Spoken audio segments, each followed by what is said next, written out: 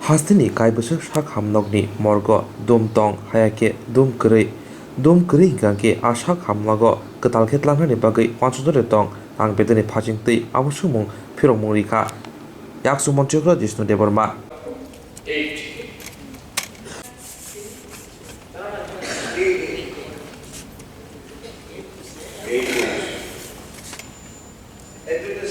Question number 8. Tripura রাজ্যে কত সংখ্যক হাসপাতালের মর্গে ডোম কর্মরত আছে এবং কত সংখ্যক হাসপাতালের ডোম নেই? উত্তর: আগরতলা সরকারি মেডিকেল কলেজে এজিএমসি এবং জিবিপি হাসপাতালে সহ 8টি সরকারি হাসপাতালে 13 জন ডোম কর্মরত অবস্থায় আছে এবং 131টি হাসপাতালের মর্গে কোনো ডোম কর্মী নেই। প্রশ্ন 2, যে সকল হাসপাতালের মর্গে এখনো ডোম কর্মরত নেই সেখানে ডোম নিযুক্ত করার বিষয়ে ডক্টরের কি পরিকল্পনা আছে? রাজ্যে যে সকল হাসপাতালে ডোম কর্মী নেই সেই সকল হাসপাতালে কোনো পোস্টমর্টমের বিষয়ে প্রয়োজন হলে তার জন্য অন্য হাসপাতাল থেকে ডোম কর্মী নিয়ে আসা হয় এবং তার সব রকম ব্যবস্থা রাজ্যের আরক্ষা দপ্তর করে থাকে। মাননীয় মন্ত্রী মহোদয় যে উত্তরটি এখানে প্রদান করেছেন এটা যথাযথ। তবে আমি বলতে চাই, বিশেষ করে আমি আমার জেলা থেকে লক্ষ্য করেছি এটা প্রতিদিনের সমস্যা আমাদের জন্য। প্রায় প্রতিদিনই কোনো না কোনো জায়গায় অ্যাক্সিডেন্টে কেউ মারা যায়, কেউ হয়তো সুইসাইড করে মারা যাচ্ছে, এরকম ঘটনা যতগুলি হচ্ছে সেই ক্ষেত্রে হাসপাতালে আসার পরে যখন তার পোস্টমর্টম দরকার কিন্তু সেখানে ডোম পাওয়া যায় না সরকারিভাবে।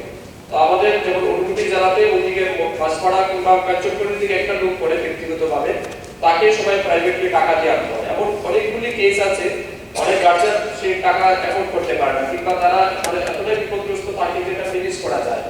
তো সেই জায়গাতে অত্যন্ত প্রবলেম করা যায় এবং দেখা গেছে রাত্রিবেলা মারা গেছে, পরদিন দুপুরবেলা বিকেল গড়িয়ে যাওয়ার পরে পোস্টমর্টম হয় না।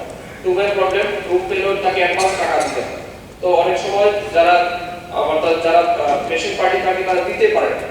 আর উনি যেটা বলেছেন যে এটা আরক্ষা দপ্তর থেকে ম্যানেজ করে, আসলে আরক্ষা দপ্তর থেকে এটা ম্যানেজ করা হয় না।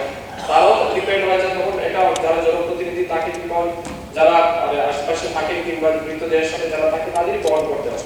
তো অ্যাডভান্স টাকা দিলে না দিলে হয় না। এক বিল হচ্ছে প্রায় 6 থেকে 7,000 টাকা একটা ডেড বডির জন্য পোস্টমর্টমের জন্য দিতে হয়।